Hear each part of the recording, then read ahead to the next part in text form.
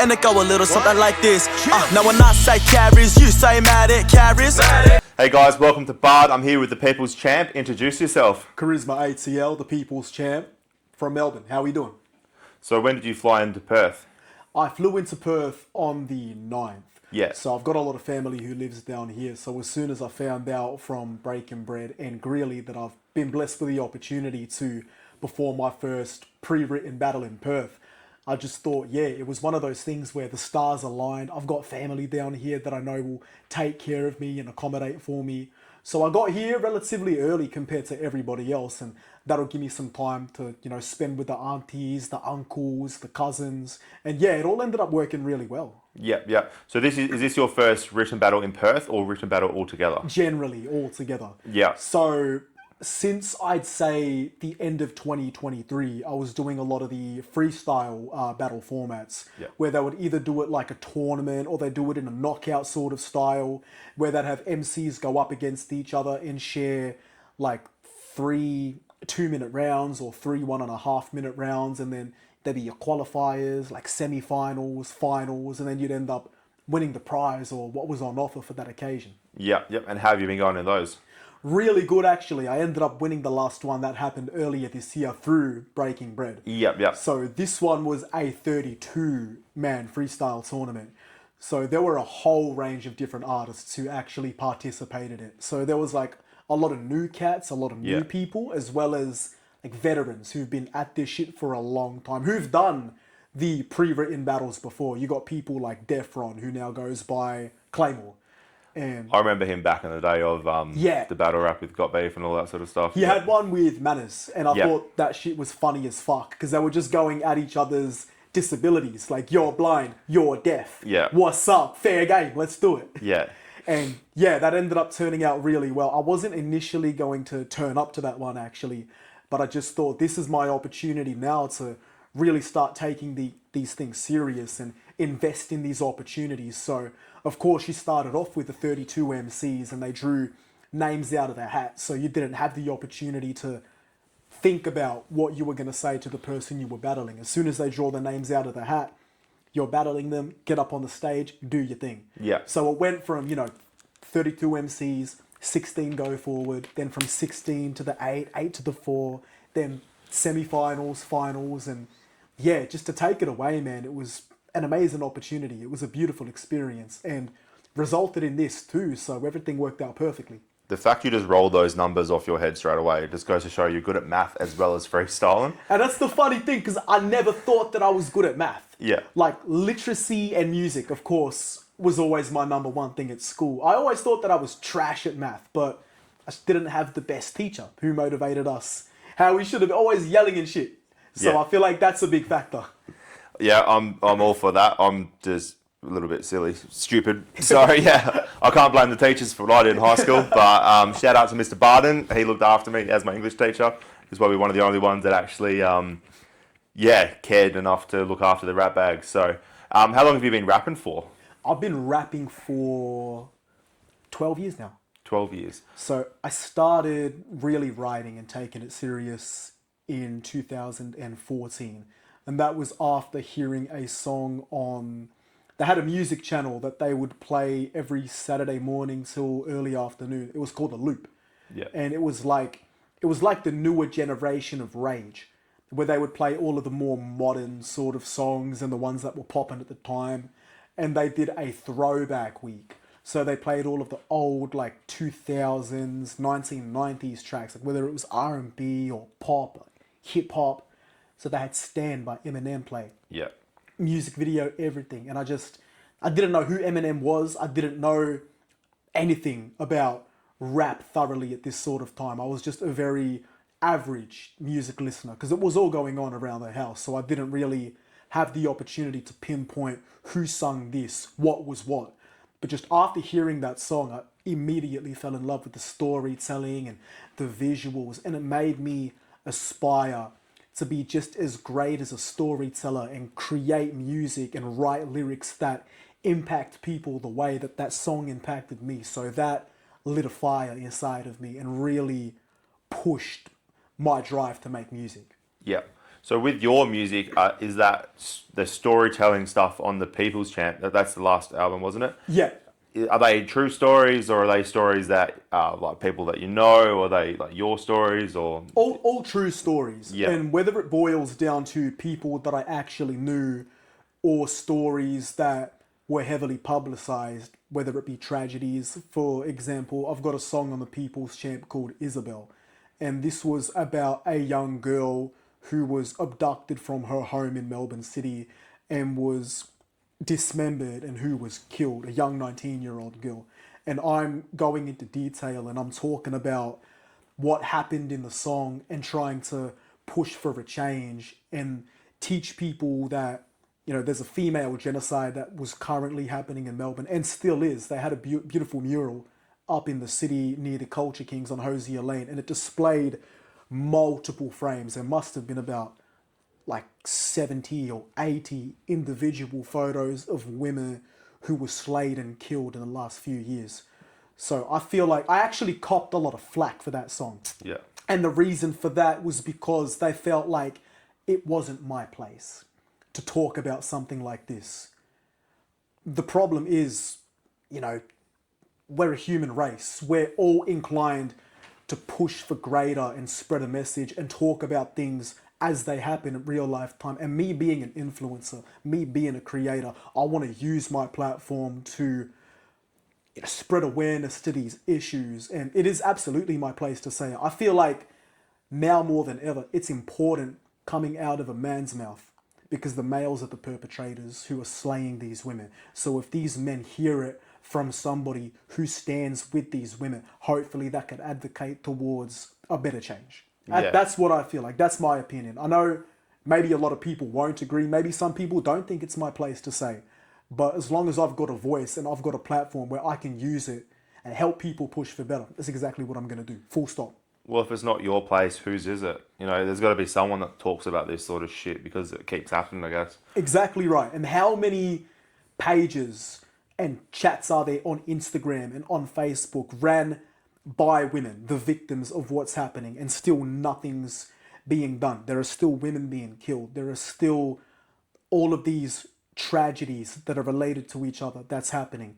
We need more people to talk about it. We need more voices and more people to come out. Like this is real. This is serious. Absolutely. Yeah, 100%.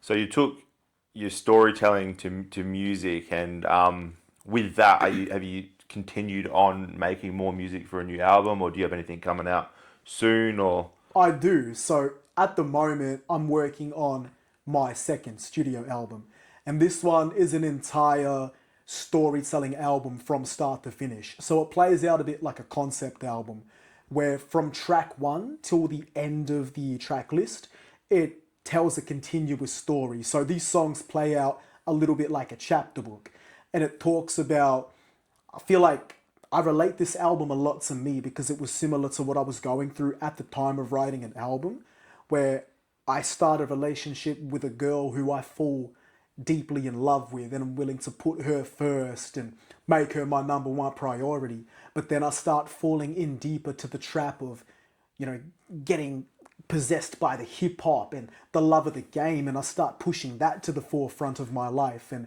she's feeling rejected. She's feeling like she needs more until, you know, she ends up getting sick of my shit. And then through the album, it's me trying to figure out how to live my life with the choice that I made without this girl. And a lot of the songs break down different stages of the grief that I went through, like denial, being hopeful, acceptance. So I think overall it's a very conceptual album where you can play it on shuffle because every song holds their own weight sort of thing and have Yeah. their own identity.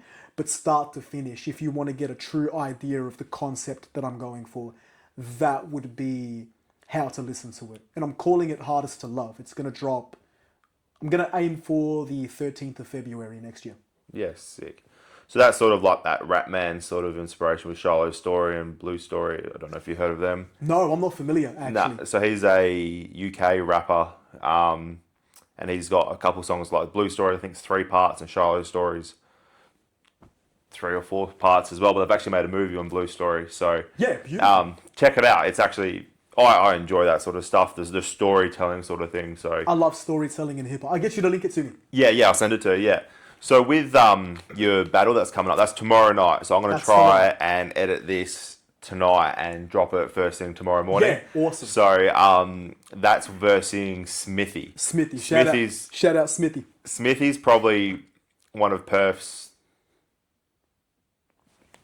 he's up there in the Perth scene. So No denying that. Yeah. 100%. nervous.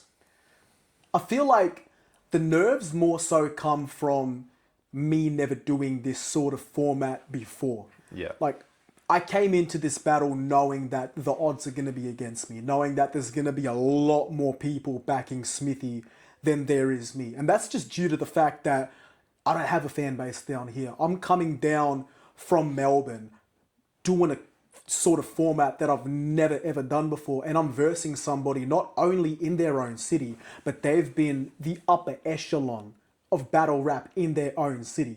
So for the odds to be stacked against me, like, it was inevitable. But with that being said, it creates more hunger. Yeah. I'm not coming into the battle comfortable. I'm not coming in there complacent. It's one of those things where I really need to level up and focus and put my head in that. So you're going to see the best of Charisma. When it comes to the performance and how serious it's going to be taken, you will see the best of Charisma tomorrow night. Yeah, cool. And with the other battles going on, do you have any predictions, or you backing anyone, or what one are you most keen to see? I'm keen to see the compliment battle with Cortex and Greeley, because I've never seen a compliment battle live before.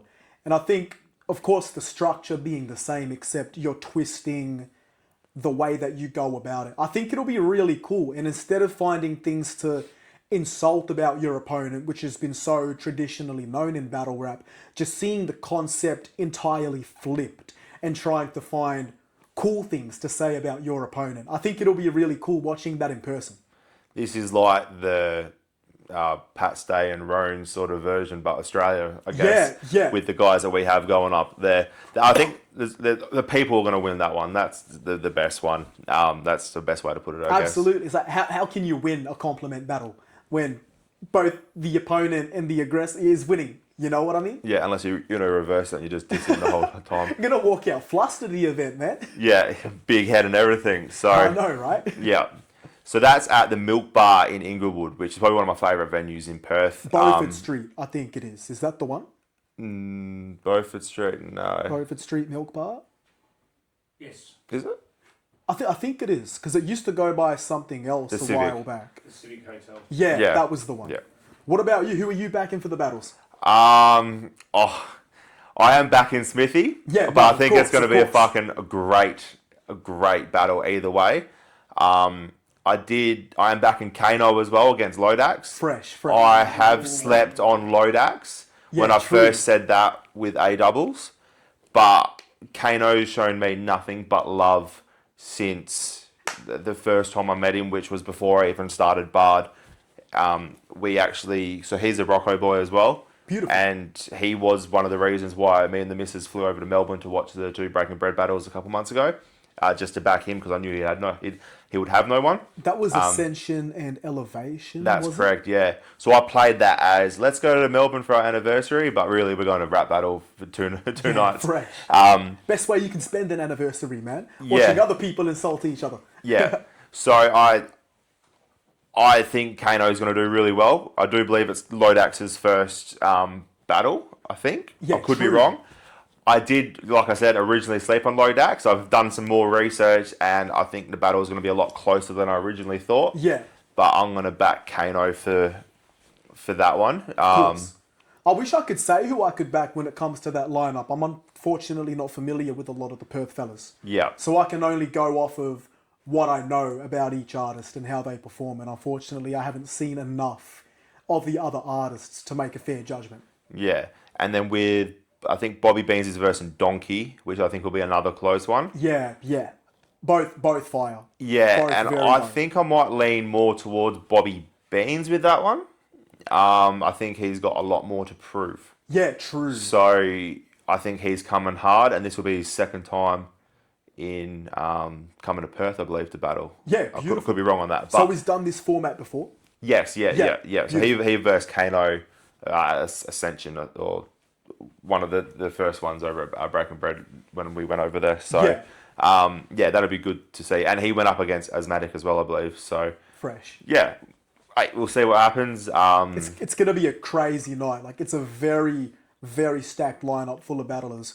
And yeah, it made me just think that me and Smithy, even though we're the co-headline event, we're actually the last insult battle of that night. Yeah. So stakes will be very high. So it's one of those things where we both need to be intense and bring that energy and just come through very strong with that delivery. I feel like even though I'd never heard of Smithy before getting asked to battle him by Breaking Bread, I already feel like me and him are going to have a lot of chemistry when it's up there. Because what I've seen with his battles, it's not a lot of out of pocket, offensive, grotesque shit. It's more like a lot of wordplay, a lot of comedy and pop culture references. So I try to write my verses, I guess, similar to the sort of style that he does. So there'll be a more even clash. Because I feel like it'll throw it too out of the works if I was to write something completely opposite to what his style usually is. So it's one of those things where it's like, if I can come through to this man's city where he's been at the upper echelon of battle rap, and I can challenge him using his sort of style for my debut, I think that'll be a really dope clash. Yeah, 100%. And in my opinion, I think the comedy battles They're way way better. Yeah. You know who I'm a big fan of? I love Harlem. I love Harlem because stringing together something that's funny, creating puns, and having a comedy aspect to your battle rap, I get way more enjoyment out of that than just hearing somebody say, I'm going to stick my boot up your ass, I'm going to hit you with a clip, I'm going to fuck you up. Because you can say those battle rap lines about anybody and you'll have the exact same outcome. But if you directly attack your opponent by saying specific things related to them, like personalized insults, you can't go wrong with that. 100%. And are you going to be pursuing this as a career path in your music life, I guess? I was thinking about that the other night, actually, yeah, pursuing battle rap as I go further on. Yeah, if the opportunity's there and I get reached out to do more battles, I'd love to be able to, because it's something else that I can wear under my belt and it adds to a certain sense of professionalism and seriousness with what I do. Because I'm an album writer, like I'm more a conceptual storytelling sort of writer. But if I can show people that I've got more layers and I've got more dimensions to me and what I can bring to the table, you can't go wrong with that, especially if you're good at what I do. Yeah. And storytelling, you can blend that with battle rap and you can make up stories and create comedic storylines and use puns and word plays and do certain, like it all ties in together. Even though they're structured very different, I feel like if you've got a natural gift and sense of rhythm and tying things together when it comes to that sort of thing, like you're good as gold. Yeah. And we forgot the freestyle battles. Yeah, we need to get back onto that. Yeah, I'm really good at not keeping track of where the conversations go, honestly, and I'll go this way, and then I'll see something or a butterfly, and I'll talk go about that one way. thing for 1 minute, then we'll get into another topic, and I either skip over that one after talking about it for 1 minute, or I'll be on one thing for about 20 minutes straight. Yeah. No, I'm so guilty of that. Don't even stress. So yeah, with the freestyle, have you looked at any of those guys and who you're excited to see, or who do you reckon's going to take that? The freestyle battle raps of tomorrow night. Who's on the lineup again, brother? All of them. I don't know. I know Alta. I know Alta's on Just there. Kane. Alta's dope. Suspect. Suspect's dope. He showed me support. Trick MC. Trick MC. I see a lot of his stuff actually pop up. I'm following him. Yeah. Pop up on my Instagram, and he's always hustling. He's always, recording freestyles, and he's shown that he's willing and able to freestyle and take it away and put on a performance. So I'm pretty confident in him too. Yeah. 100. You two probably couldn't go to a skate park together though. Why is that? Oh, you obviously haven't seen that video, but I'll send it to you as well. I think you might have to. I need a bit of context about that. I think Alta's probably the one that is going to be the highest achiever with that one. In terms of professionalism and what he's achieved and what he's got under his belt, like he's got that. Yeah. He's definitely got that. I am most excited to see Trick MC, but I think he's a performer. Because I don't know. I don't know anything about him other than he's a big ranger cunt that drives a Tesla, and he's actually going to come down. He has to stop somewhere on the way down to charge his car and get here. Beautiful. But Shout out Trick MC. Yeah, he's coming. So I'm keen to see him. I think he's going to be the standout of the night out of all of them. I hope. So, but we'll see. I love that. 100. So, how long are you in Perth for? Back to that. So I'll be in Perth till the 22nd. And I've set myself a goal while I've been down here. So I'm putting together a collaborative tape full of songs that I've written and compiled together while I've been down here. So just last night I wrote about 3 songs. So my goal is to create either an EP or a short album, maybe about 6 to 8 tracks. And it's just all songs that I've written while I'm down here, but I only want to feature Perth artists. Yeah. So when I can't record here, I don't have any studio or equipment or anything like that. But when I get back to Melbourne, I want to access the studio and get it all recorded. And I'll have an arsenal just full of lyrics that I wrote in Perth and verses from artists that gave them to me while we were both down here, sort of thing. So it gives it that authentic Perth feel, and it acts as a piece of memorabilia and shows that I've been working while I've been down here. Yeah. And I've got a dope artist on there. Yeah. I can't give away too much. You'll definitely know him. I know you back him, but yeah, I've got somebody on that. Yeah, sick. Cool. And is there only the one artist on there? Are you going to try and get more, or have you got someone down here that you want to get that you haven't reached out, or? I'm not as familiar with the Perth scene, but I feel like I want to network and link with more people and put the word out that I'm doing this tape. So far I've got 2 artists locked in, Yeah. but I'm aiming for potentially 3 more. And DJ Lucien Black, actually a very good friend of mine, he's got a lot of connects with a lot of the Perth artists. He DJs, goes interstate, and he works very hard and thoroughly behind the scenes. And he ended up saying, yeah, I'll get some Perth artists lined up for you and I'll be in touch because I know you're hard. I know that you're working hard, and if anybody deserves it, it's you, sort of thing.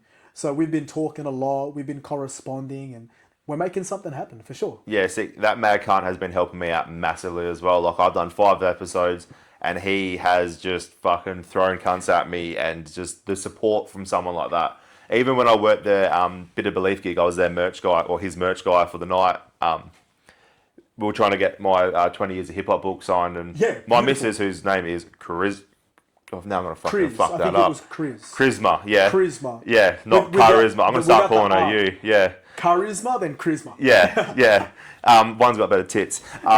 So, yeah, she actually gave the book to Lucien, and he ran around and got every cunt to sign it, which was sick as well. So, and he's always been that type of person that wants to see somebody else win. Yeah. Like, I wouldn't be here if it wasn't for Lucien. He found out that I was in Perth a couple of days ago, when he just ended up saying, I got this guy who does podcasts and he's looking for people to get on and sort of platform and network with. And this helps me quite a lot too, doing my first podcast interstate and getting the name out there and showing people that beyond Melbourne, we're working and we're communicating with him. Like, we're putting the work in, and I wouldn't be here if it wasn't for him. So he got me that opportunity. So big love to DJ Lucien Black. And do you reckon he is more like Santa or the crab bucket? He definitely gives off the bad Santa vibe. He does. But you never know. This world works in very mysterious ways, so you never know what might be unfolding behind the scenes. Yeah, 100%. I don't know myself, but he would suit a Santa suit. But hey, he's very easy to pay off as well. He's a very comedic fella. Like, he's a knowledgeable fella, but he's a very comedic fella. Like, he's got that good timing. So it could be either or. You never know. You never know. You never know. Yeah, well, I've got 3 kids, so if he is Santa, they all want money. And they want to make it out to Dad, spelled D-Y-L-A-N.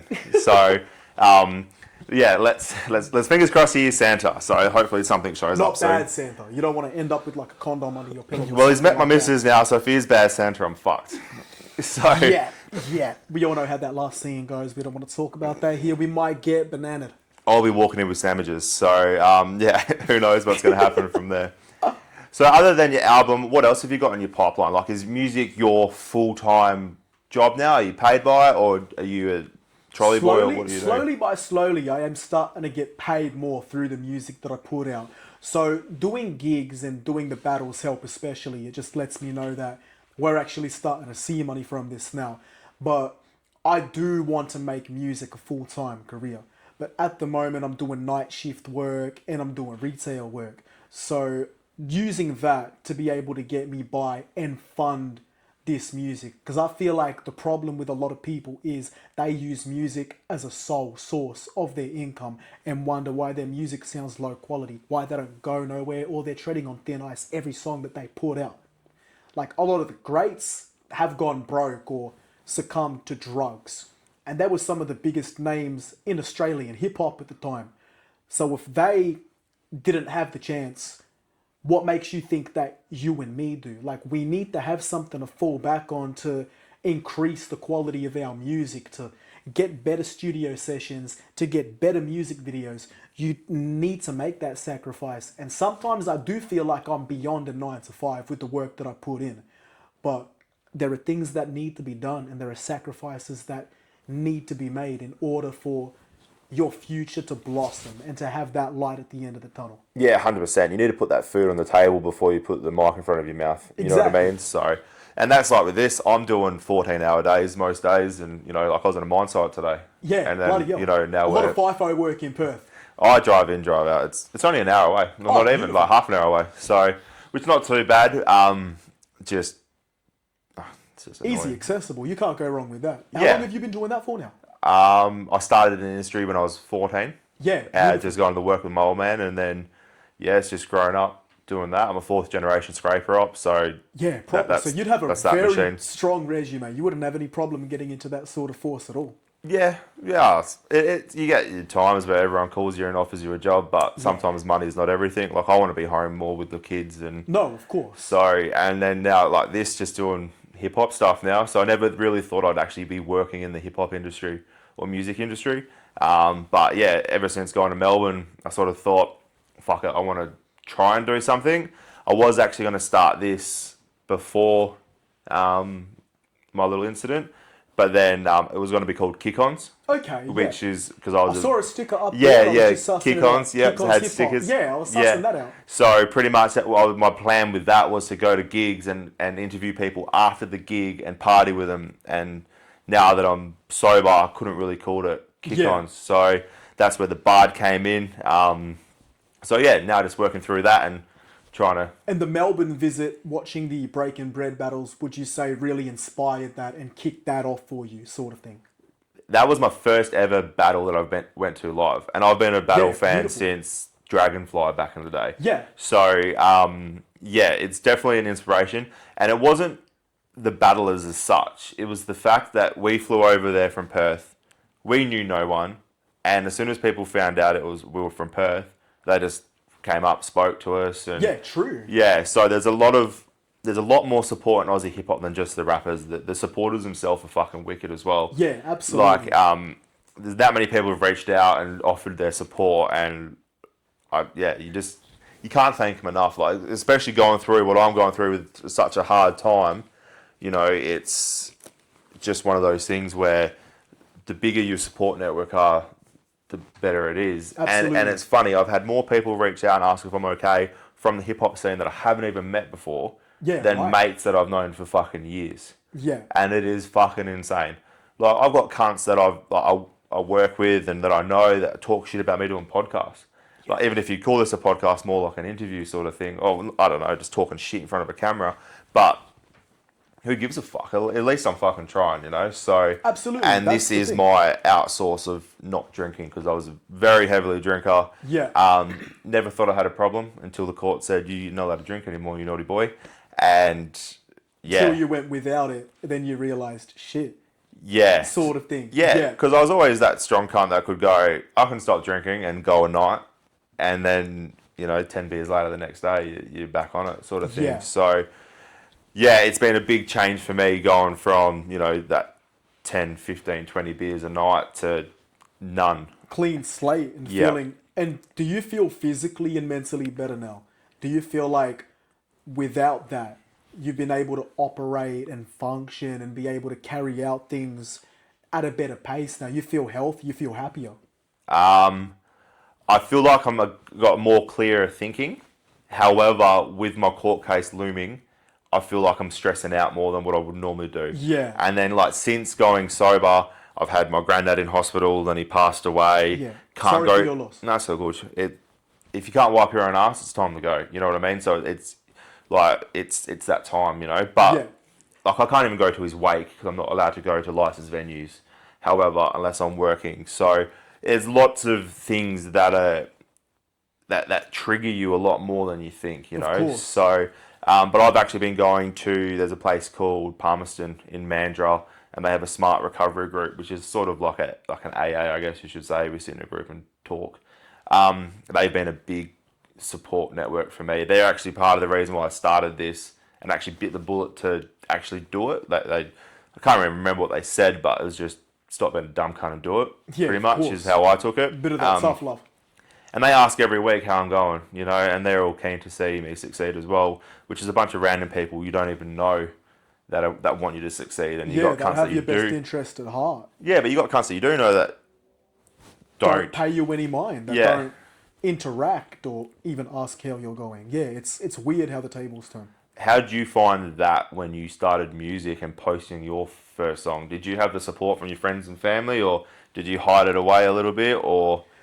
I couldn't hide the fact that I was into music and that I was really starting to devote my life to it because the love and the passion for it was just so strong.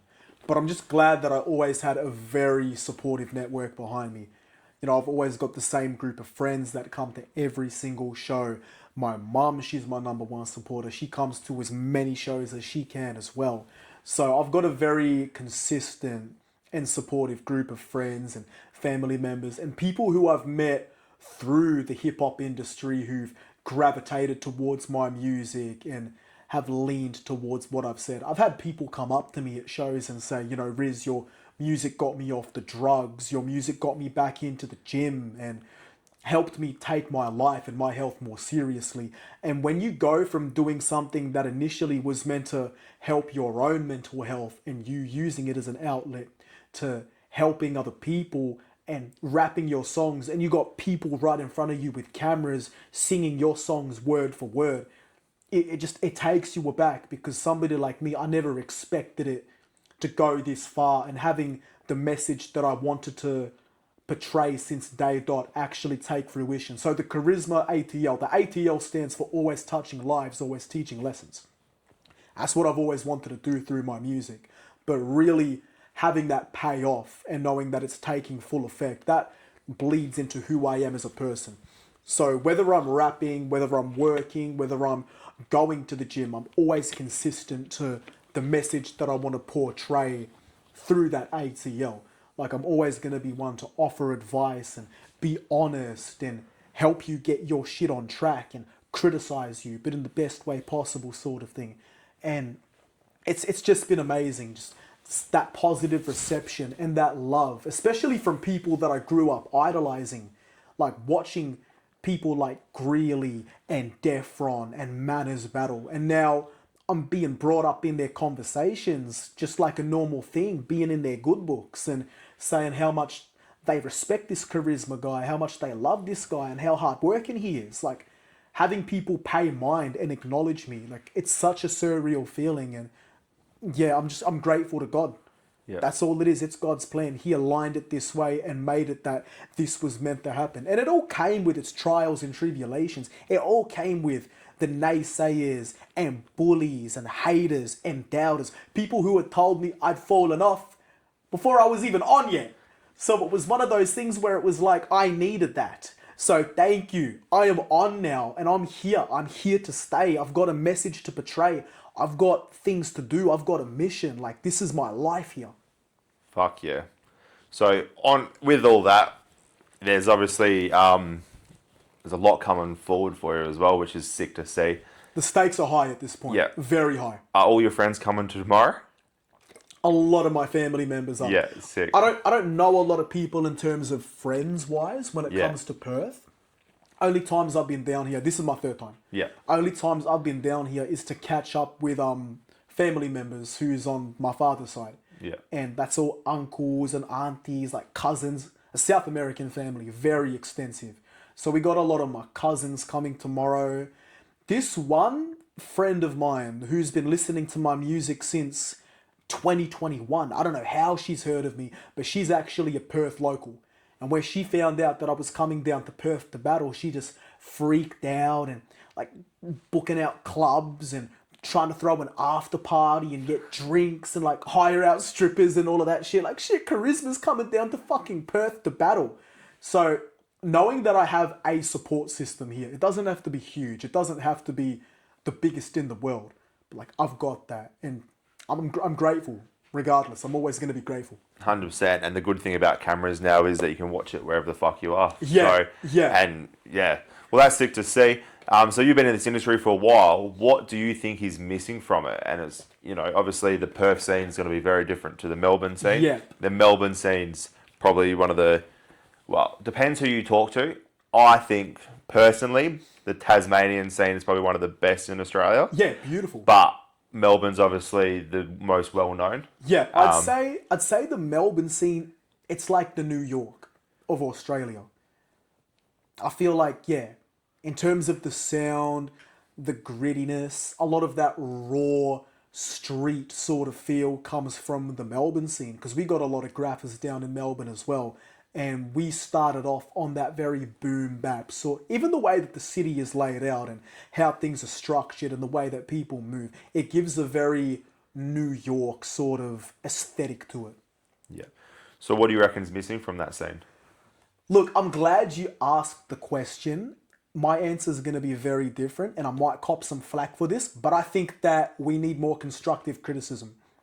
We need to normalize the fact that there's a lot of mediocre shit that's being put out, and it's just due to the fact that people have way too much free time on their hands and they confuse quality with quantity. Yeah. So people are dropping a song in 5 minutes and working on another one and putting out another one in the next 10 and oversaturating their catalog. And they're all watered down versions of what a perfect song could be. I feel like you need to take the correct time and really focus and lock in on a singular track and add all elements to make it a perfect song. Because there's a lot of stuff that's being put out in Melbourne. Not a lot of it's horrible, but a lot of it's just bare minimum. Yeah. A lot of it's just basic. And I feel like the problem is with the Australian hip-hop scene in general, you only get traction if you're really fucking good or fucking horrible. Like, no one's going to pay any mind to the minimum, bare basic sort of shit. So if people don't misconstrue and confuse quality with quantity, and be there for your homies, tell them if a song is shit, give them criticism, and help elevate your rapper friends to do the best that they can do. Because you might be opening their eyes and helping them look at something in a new perspective. Get advice from your rapper homies. Get advice from your friends who have nothing to do with the hip-hop industry. Because at the end of the day, you're making music for the general public, for a fan base. So radio listeners, mainstream listeners. What is this missing? What should I add? What should I take away? What would make this a song which is easily digestible and maintains a replay value, but it has all the core values that a hit song would have? Very good way of putting it, yeah. Brutal honesty, just brutal honesty, and stopping the flood of, mediocre songs that are half-assed, sloppily put together, like rushed. That's what I think. Yeah, no, that's a fair point. And as you're obviously a Melbourne local, what's your opinion on my favourite graffiti artist, Pam the Bird? Free Pam. Free Pam. This poor man climbed to the top of the Balti Bridge and stayed up there for 7-8 hours, freezing cold, with no food, no water, slept on there and waited till the day to give us a beautiful piece of artwork. That's dedication. Free Pam. Fuck yeah. Till his back will free Pam. Yeah. That's what I'm saying, man. Just climbing that fucking ladder would be enough for me. We cross the Balti Bridge every time we go through to the city, and that is a high fucker. That is a tall fucker. I don't think anybody's ever touched that. So to see this big, beautiful fuck off bird amongst a brick, cement, like nothing. It's so standout, and I know that's exactly why he did it. Like, how I got so many questions. How did he get up there? How did they get him down? Did he... Right. Free Pam. What a mad cunt, eh? I'm lost for words. Like, it's actually got me lost for words. Like, that's dedication right there. And shout out to Bad Apples for making the free Pam shirts, raising money for his bail and lawyers and whatnot. That's what's up. 100. Yeah. I caught one, which is sick. So Fresh. Yeah, can't wait for that. That'll be a good one. So yeah, well, that's sick, man. We'll leave it at that for now, and then we'll see what comes out of it. Thanks for coming all the way from Melbourne as well. Thank you for having me. All good. So welcome. Uncle Shano can't even come from across the road, and you've come all the way from Melbourne. So, yeah. Shout out Uncle Shano, though.